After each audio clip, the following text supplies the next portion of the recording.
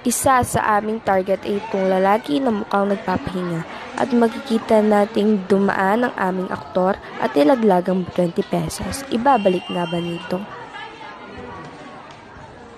Good job, kuya! Tunghayan natin ang kanyang panayam.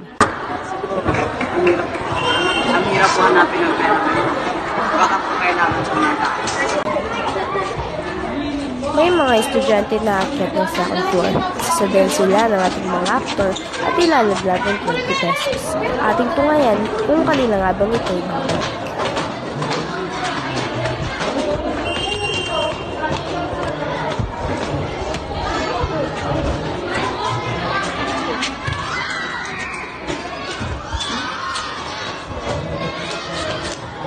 Good job, ate! Tungayan natin ang kanyang panayam. Tuloy lang namin, buti na isipan mo na kapag yung meron ng classmate namin daw. Isipuin po yung mabuting paraan. Naman ay aming tinarget ang dalawang estudyante na tila nagkukwentuhan sa tricycle. At inilaglag ng aming aktor ng 20 pesos at tinawag sila ng dalawang estudyante. Good job! Baka niyo po naisipan ibalik yung pera.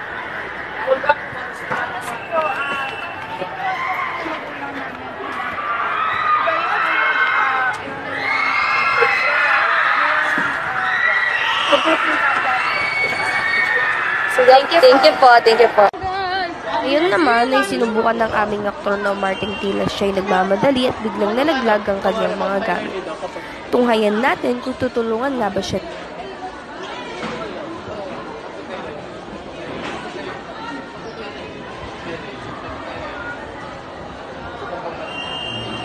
Good job, ate! Ngayon naman ay ating tunghayan ang kanyang panayam. Naisipan mo na tulungan ako.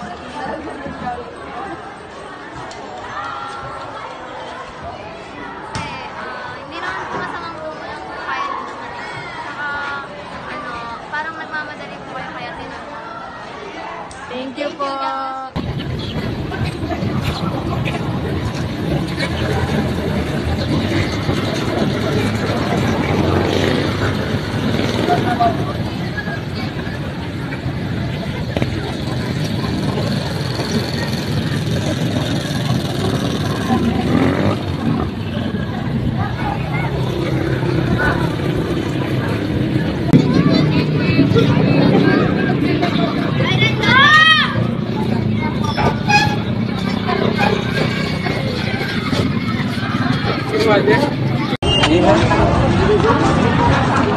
Like ikaw?